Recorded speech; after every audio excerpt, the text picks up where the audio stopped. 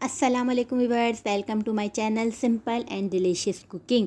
आज मैं आपके साथ शेयर करने जा रही हूँ बहुत ही मज़ेदार सी लंच बॉक्स के हवाले से रेसिपी है और बच्चों के लिए है तो जाहिर सी बात है बच्चे इसको बेहद पसंद करेंगे और आपको भी आसानी होगी बनाने में। तो रेसिपी स्टार्ट करने से पहले मैं आपको बताती चलूँ कि ये बहुत ही आसान है, आपने इसे बनाना है। इसका मैं साउंड आपको सुनाऊँगी कितने क्रिस्पी बने हैं। अगर आप इस तरह बनाएंगे तो आप लोग को पसंद आएंगे। तो यहाँ पे आपने सबसे पहले, अगर आप चैनल पर नए हो तो चैनल को ज़रूर सब्सक्राइब कर लीजिएगा और फिर वीडियो वॉच करते हैं। तो आप यहाँ पे देखें कि कितने मज़ेदार से और क्रिस्पी साउंड आप इसका सुने और फिर बताइए कैसे बने।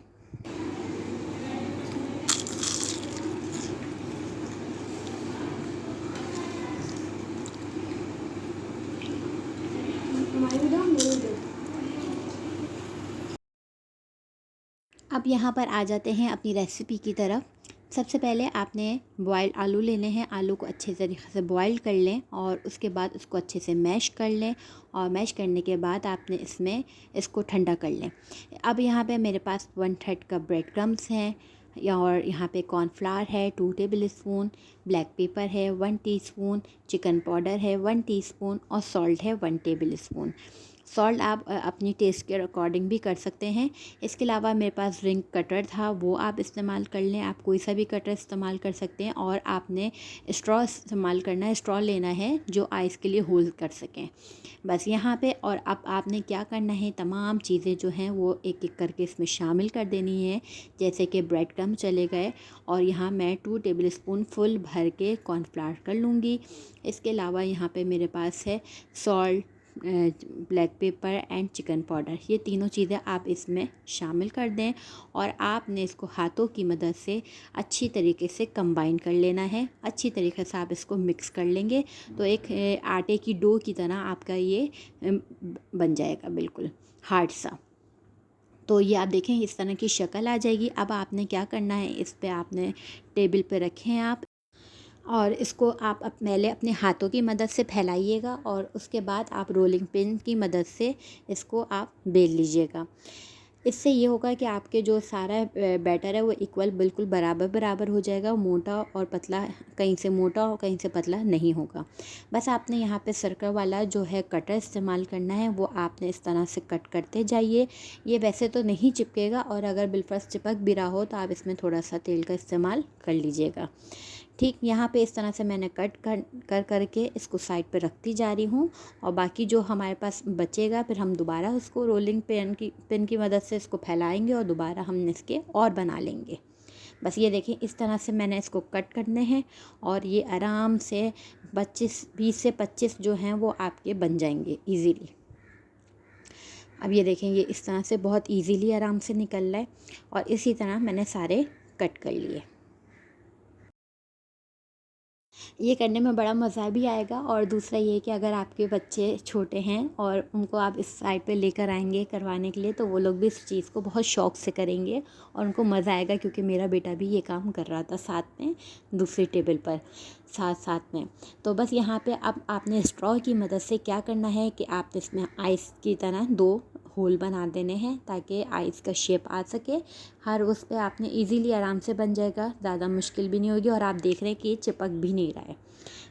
इसी तरह मैं सारे इसमें कर लूँगी होल।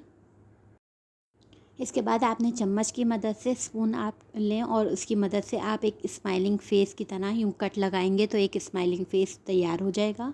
और ये भी देखें बहुत आसानी से, मुश्किल से आपके 5 से 10 मिनट लगेंगे और ये इतने सारे आपके तैयार हो जाएंगे। बस यहाँ पे ये समझे तैयार हो चुके हैं। अब आपने क्या करना है, गरम गरम तेल में इसमें आपने शामिल कर देना है और गरम तेल होना चाहिए, ना ज़्यादा आपका हाई होना चाहिए कि जाते साथ ही वो आपके स्माइलिंग फेस जो हैं वो जल जाएं और ना इतना लो होना चाहिए कि वो पके ही ना। ठीक, तो आपने मीडियम फ्लेम पे पहले तेल को गरम करना है, उसके बाद ये शामिल करना है, क्योंकि आलू हमारे पके हुए हैं, इसमें कुछ हमने नहीं करना, बस ये गोल्डन ब्राउन करने के लिए निकालने हैं जैसे हम फ्रेंच फ्राइज़ करते हैं। तो हमने मीडियम फ्लेम रखी है। बस यहाँ पे इसको हम थोड़ा सा ऊपर नीचे करेंगे ताकि जो है वो अच्छी तरीके से ये गोल्डन हो जाए और ये बहुत जल्दी भी बन जाएंगे। और बच्चों को आप इसको केचप के साथ दें लंच बॉक्स में तो बच्चे इसको ज़रूर इंजॉय करेंगे। अब यहाँ पे देखें ये ब्राउन हो चुके हैं और मैं इसको निकाल लेती हूँ एक प्लेट में। अच्छा, आपने क्या करना है, इसको किसी छन्नी में निकाल के रखिएगा थोड़ी देर के लिए, ताकि ये सॉफ़्ट ना हो, वरना क्या होगा कि अगर आप इसको ऐसी प्लेट वगैरह में निकाल देंगे तो ये सॉफ़्ट हो जाएंगे।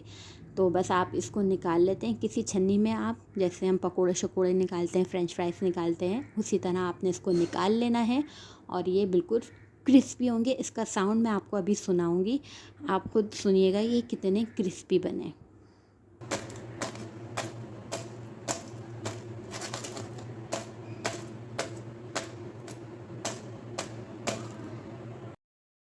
हाँ जी, साउंड तो आप सुन चुके हैं और अब यहाँ पे दूसरे बैच तैयार हो रहा है, क्योंकि मैं तो वीडियो बना रही थी उस वक्त, तो ये साथ साथ में मैं एंजॉय भी कर रही थी। ये बहुत मज़ेदार गरम गरम जब निकल रहे थे और खा रहे थे हम सब बच्चे, तो बहुत मज़ा आ रहा था। इंशाल्लाह आप इस रेसिपी को ज़रूर ट्राई करेंगे, बहुत ही आसान है, बहुत ही सिंपल है, और इसको ट्राई करने के बाद अपना फ़ीडबैक देना बिल्कुल भी नहीं भूलेंगे। होता ये है कि हम जो बच्चों को बहुत ज़्यादा, मैं तो बहुत हल्का लाइट लंच देती हूँ। कभी सैंडविच बना दिया, हाफ़ मैगी दे दिया, तो हाफ़ कप केक वगैरह दे दिया, और इस तरह से हल्की हल्की चीज़ें मैं इनको बच्चों को, अपने दोनों बच्चों को देती हूँ, जिससे ये होता है कि उनका लंच बॉक्स फ़िनिश होता है।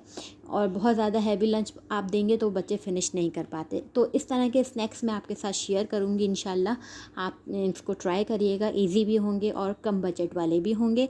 रेसिपी आपने ज़रूर पसंद आनी है, और अगर आप इसको ट्राई करें तो अपना कमेंट्स में जाके आपने अपने बारे में बताना है कि ये आपको रेसिपी कैसी लगी।